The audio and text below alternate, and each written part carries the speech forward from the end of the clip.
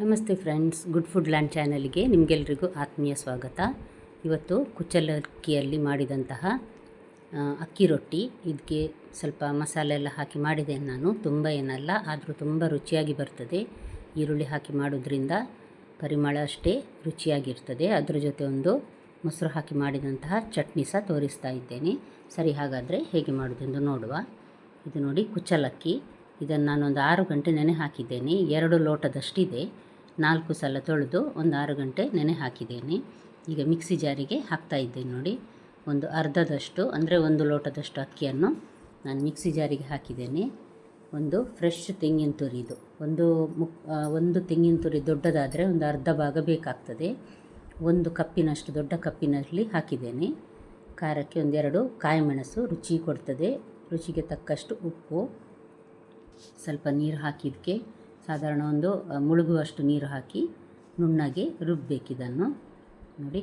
ಚೆನ್ನಾಗಿ ನುಣ್ಣಗಾಗಿದೆ. ಇದು ಸ್ವಲ್ಪ ಬಿಸಿ ಆಗ್ತದೆ. ಇದಕ್ಕೆ ಐಸ್ ಪೀಸ್ ಹಾಕಿದರೆ ಮಿಕ್ಸಿ ಬಿಸಿ ಆಗೋದನ್ನು ತಪ್ಪಿಸಬಹುದು. ಇದನ್ನು ನಾನೊಂದೀಗ ಪಾತ್ರೆಗೆ ಹಾಕಿ 2ನೇ ಸಲ ಉಳಿದ ಅಕ್ಕಿಯನ್ನು ಸಹ ಅದೇ ರೀತಿ ಗ್ರೈಂಡ್ ಮಾಡಿ ಹಾಕಿಟ್ಟಿದ್ದೇನೆ ಒಂದು ಪಾತ್ರೆಯಲ್ಲಿ. ಇದಕ್ಕೆ ನೋಡಿ, ಒಂದು ದೊಡ್ಡ ಈರುಳ್ಳಿಯನ್ನು ತುಂಬ ಸಣ್ಣ ಕಟ್ ಮಾಡಿ ಹಾಕಿದ್ದೇನೆ. ಇದು ಒಳ್ಳೆ ರುಚಿ ಮತ್ತು ಪರಿಮಳ ಸಹ ಕೊಡ್ತದೆ. ಒಂದು 4 ಎಸಳಿನಷ್ಟು ಕರಿಬೇವು, ಇದನ್ನು ಕೈಯಲ್ಲೇ ನೋಡಿ ಈ ರೀತಿ ಸಣ್ಣಗೆ ಕಟ್ ಮಾಡಿ ಹಾಕ್ತಾ ಇದ್ದೇನೆ ನಾನು. ನೀವಿನ್ನೂ ನನ್ನ ಚಾನಲನ್ನು ಸಬ್ಸ್ಕ್ರೈಬ್ ಮಾಡಿಲ್ಲ ಅಂದರೆ ಗುಡ್ ಫುಡ್ ಲ್ಯಾಂಡ್ ಚಾನಲನ್ನು ಸಬ್ಸ್ಕ್ರೈಬ್ ಮಾಡಿ, ಹಾಗೂ ದಯವಿಟ್ಟು ಲೈಕ್ ಬಟನನ್ನು ಪ್ರೆಸ್ ಮಾಡಿ. ನಿಮಗೆ ಇಷ್ಟ ಆಯಿತು ಅಂತ ತಿಳ್ಕೊಳ್ತೇನೆ. ಫ್ಯಾಮಿಲಿ ಫ್ರೆಂಡ್ಸಿಗೆ ಶೇರ್ ಮಾಡೋದನ್ನು ಖಂಡಿತ ಮರಿಬೇಡಿ. ನೋಡಿ, ಇದನ್ನು ಈ ರೀತಿ ಸ್ವಲ್ಪ ಪುಡಿ ಮಾಡುವ ಈರುಳ್ಳಿಯನ್ನು ಚೆನ್ನಾಗಿ ಒಂದು ಸಲ ಮಿಕ್ಸ್ ಮಾಡಿ. ಈಗ ಪುನಃ ಒಂದು ದೊಡ್ಡ ಕಪ್ಪಿನಲ್ಲಿ ತೆಂಗಿನ ತುರಿಯನ್ನು ಹಾಕ್ತಾ ಇದ್ದೇನೆ. ತೆಂಗಿನ ತುರಿ ಹಾಕಿದಷ್ಟು ರುಚಿ ಜಾಸ್ತಿ.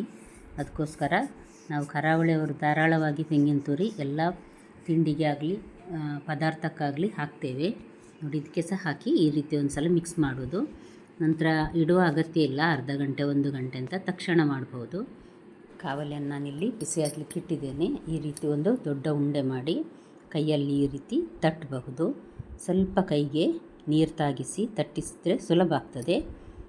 ತುಂಬ ತೆಳು ಸಹ ಅಲ್ಲ, ತುಂಬ ದಪ್ಪ ಸಹ ಅಲ್ಲ, ಆ ರೀತಿ ತಟ್ಟಿದ್ದೇನೆ ನೋಡಿ. ನಾನು ಕೈಯಲ್ಲೇ ಈ ರೀತಿ ತಟ್ಟಬಹುದು, ಅಥವಾ ಬಾಳೆ ಎಲೆ ಇದ್ದರೆ ಅದರಲ್ಲಿ ಸಹ ಹಾಕಿ ಮಾಡಬಹುದು. ಇದನ್ನೀಗ ಲೋ ಟು ಮೀಡಿಯಮ್ ಹೀಟಲ್ಲಿ ನಾನು ಬೇಯಿಸ್ತಾ ಇದ್ದೇನೆ. ಯಾಕಂದರೆ ಅದು ಸ್ವಲ್ಪ ದಪ್ಪ ಇರೋದ್ರಿಂದ ತುಂಬ ದೋಸೆಯಷ್ಟು ತೆಳುವಾಗಿರುವುದಿಲ್ಲ, ಎಷ್ಟು ತೆಳು ತಟ್ಟಿದ್ರು. ಅಕ್ಕಿದು ಕುಚ್ಚಲಕ್ಕಿ ರೊಟ್ಟಿ ನೋಡಿ, ಹಾಗಾಗಿ ಮೇಲೆ ನಾನು ಸ್ವಲ್ಪ ತುಪ್ಪ ಹಾಕಿ ಈಗ ತಿರುಗಿಸಿ ಹಾಕಿ ಸಹ ಬೇಯಿಸ್ತಾ ಇದ್ದೇನೆ. ಚೆನ್ನಾಗಿ ಬೇಯಬೇಕಿದು. ಕುಚ್ಚಲಕ್ಕಿಯಲ್ಲಿ ಮಾಡಿದ್ರಿಂದಾಗಿ ತುಂಬ ರುಚಿಯಾದ ರೆಸಿಪಿ ಇದು. ಅಷ್ಟೇ ಅಲ್ಲ, ಇದಕ್ಕೆ ಈರುಳ್ಳಿ, ಕರಿಬೇವು ಮತ್ತು ಕಾಯಿಮೆಣಸು ಇದರ ರುಚಿಯನ್ನು ಇನ್ನಷ್ಟು ಹೆಚ್ಚಿಸ್ತದೆ. ಈಗ ರೊಟ್ಟಿ ರೆಡಿಯಾಗಿದೆ. ಈಗ ಇದಕ್ಕೊಂದು ರುಚಿಯಾದ ಚಟ್ನಿಯನ್ನು ಮಾಡಿ ತೋರಿಸ್ತಾ ಇದ್ದೇನೆ ನಿಮಗೆ. 1.5 ಕಪ್ಪಿನಷ್ಟು ಫ್ರೆಶ್ ತೆಂಗಿನ ತುರಿ, 4 ಟೇಬಲ್ ಸ್ಪೂನ್ನಷ್ಟು ಹುರಿಗಡಲೆ, ಕಾಯಿ ಮೆಣಸು ಖಾರಕ್ಕೆ ನೋಡಿ ಹಾಕ್ಕೊಳ್ಬಹುದು, ದೊಡ್ಡ ತುಂಡು ಶುಂಠಿ, ಒಂದು 10 ಎಲೆಯಷ್ಟು ಪುದೀನ ಎಲೆ, 1 ಹಿಡಿ ಕೊತ್ತಂಬರಿ ಸೊಪ್ಪು ದಂಟು ಸಮೇತ ಹಾಕಿದ್ದೇನೆ ನಾನು. ರುಚಿಗೆ ತಕ್ಕಷ್ಟು ಉಪ್ಪು ಮತ್ತೊಂದು 3 ಟೇಬಲ್ ಸ್ಪೂನ್ನಷ್ಟು ದಪ್ಪ ಮೊಸರು ಹಾಕಿ ಸ್ವಲ್ಪ ನೀರು ಹಾಕಿ ಮೊದಲೊಮ್ಮೆ ರುಬ್ಬುವ. ನಂತರ ಸ್ವಲ್ಪ ಜಾಸ್ತಿ ನೀರು ಹಾಕಿ ರುಬ್ಬಿದರೆ ಚಟ್ನಿ ರೆಡಿ ಆಯಿತು. ಇದಕ್ಕೆ ಯಾವುದೇ ಒಗ್ಗರಣೆ ಹಾಕುವ ಅಗತ್ಯ ಇಲ್ಲ. ಖಂಡಿತ ನಿಮಗೆ ಇವತ್ತಿನ ರೆಸಿಪಿ ಇಷ್ಟ ಆಗಿರಬಹುದು. ನಾಳೆ ಇನ್ನೊಂದು ಹೊಸ ರೆಸಿಪಿಯೊಂದಿಗೆ ನಿಮ್ಮನ್ನು ಮತ್ತೆ ಭೇಟಿ ಆಗ್ತೇನೆ. ಧನ್ಯವಾದ.